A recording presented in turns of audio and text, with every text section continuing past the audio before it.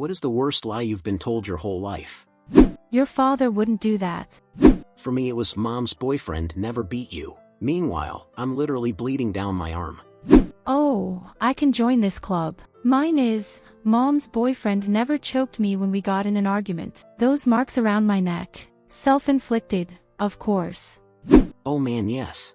I was told so many times my wounds were either self-inflicted, or I was just a fast bleeder. What does that even mean? Even sometimes that I somehow provoked him into hurting me, while at the same time he never hurt me. Face smashed into pavement/ice, hair pulled and slammed into the table, hit and beaten, arm twisted to the point of almost breaking, doors kicked down, holes punched in walls. In the end, the guy turned out to be a drug dealer who was with my mom just to get legal papers. She was so brainwashed by him, it was insane. Really flipped my life upside down. My friend was helping her boyfriend when his dad discovered he had cancer. He was distraught and went home often. It put a pretty big strain on their relationship. Finally, his father succumbed and passed away. He broke up with her shortly after. 5 days later she got a call from his dead father asking if everything was okay between the two of them. The father never even had cancer. He made the whole thing up. We had a coworker do this, and it was really shit, too. He spent about a year working on and off from home, at a time when WFH was rare, so he could tend to his dying mother in hospice. When she passed away, he took a month bereavement, and the entire office was saying, "He's such a devoted son," and all. We all got a card and offered to come to the funeral, but he said it was private as per the request of the family. But he had a link of send donations to the American Heart Association and a funeral home where a memorial took place. On a freak coincidence, we hired someone who worked with him at a former job. When she started, he was away for the bereavement, so she didn't know. But when he returned, she got real weird about him. I went away for a vacation, but when I returned, the guy's cubicle was cleaned out. I asked what happened, and nobody would tell me, except speak to your boss. My boss said he had decided to pursue other interests and refused comment except to say not to discuss him with anyone else. I later found out that he faked everything. His real mom died when he was younger, and he had been staging her death and everything at nearly every job he had worked at. It was a scam he was pulling. The new coworker confided in my boss when the lying coworker came back, saying apparently he'd been fired from the job they previously both worked out for doing this. And they found out he had done it to his previous company as well, so now they have 3 verified attempts to pull this stunt. He'd start by working for at least 90 days as an exempt employee, and then suddenly it starts with, "My mom was diagnosed with cancer," and he had a play he'd do. He'd fake phone calls with her medical team, and various relatives. He always made sure that people could hear him, and he'd hide in the break room with red eyes afterward. He faked family drama, diagnoses. His mother could no longer drive, so he'd take her to appointments. He'd work long after hours in the office, to make up his work, and generally elicit sympathy from everyone, including management. They'd let him work from home,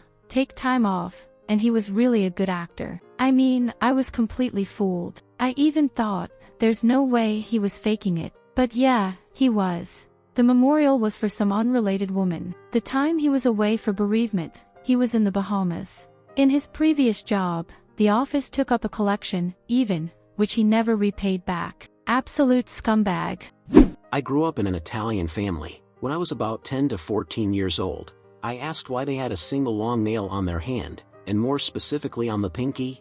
They all told me it was because it made picking their nose easier. I believed this into my late 20s, until one day my coworkers informed me that it's a coke nail. Then it all made sense.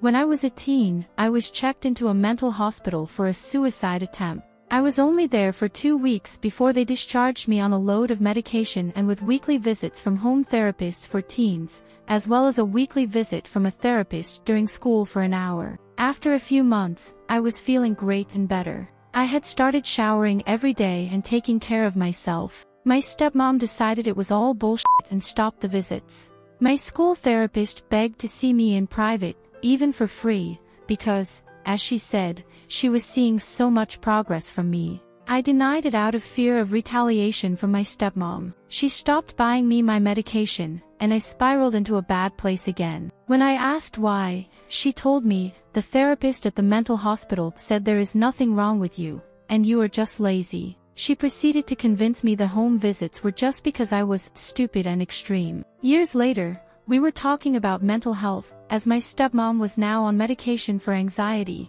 and my younger brother has to go to therapy for clinical depression. I pointed out that my family doctor sent me to a therapist out of concern, where I was formally diagnosed with anxiety and depression after having an anxiety attack in his office. It was there where she finally admitted that I was diagnosed with BPD, clinical depression, and social anxiety as a teenager. When I asked why she said it wasn't all those years ago, she denied that and fully lied in front of my dad and sister, saying that I had just stopped wanting help and threw a fit, telling everyone to leave me alone. All of those years, all of that progress I could have made towards being better, lost because of her. And yes, my dad later admitted to me in private that he believed me, and she has a narcissist diagnosis as well, but he is afraid of being alone and couldn't leave her. I don't know if that made it better or worse, but I've learned to never trust them with serious information.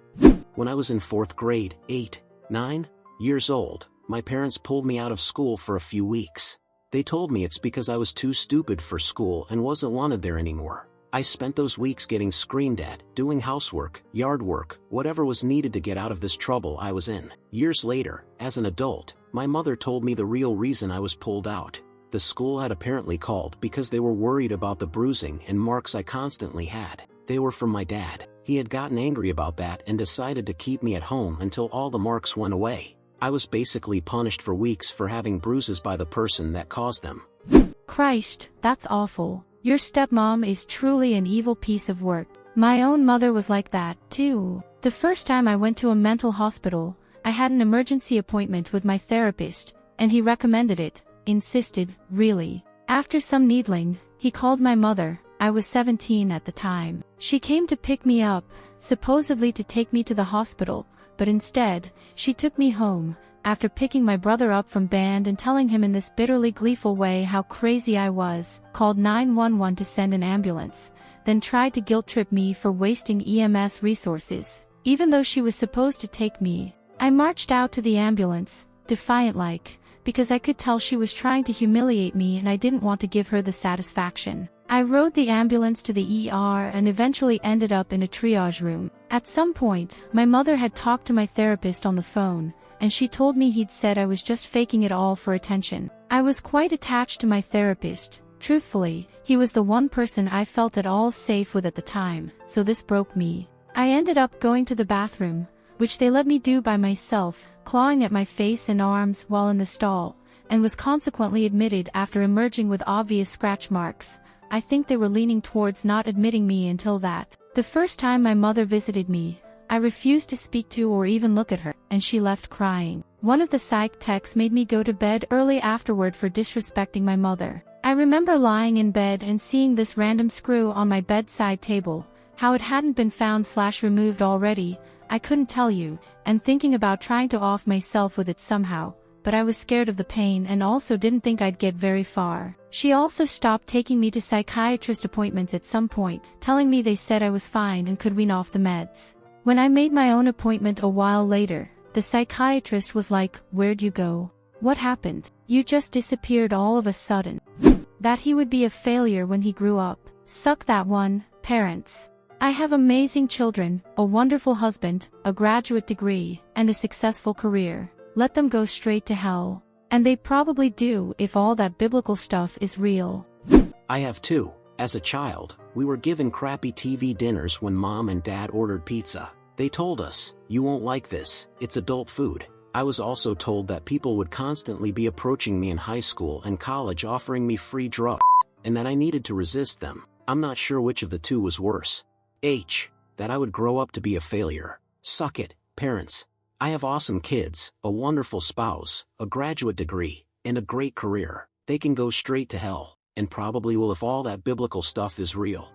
When I was a kid, waking up for school in the morning was a torture for both me and my mom. I remember one time, after yet another almost hysterical pleading to let me sleep, I asked her, "Does it get easier to get up early in the morning once you grow up?" And she said yes, after which she went to sleep herself, LOL. To this day, I consider it to be the biggest and most brutal lie I've ever encountered.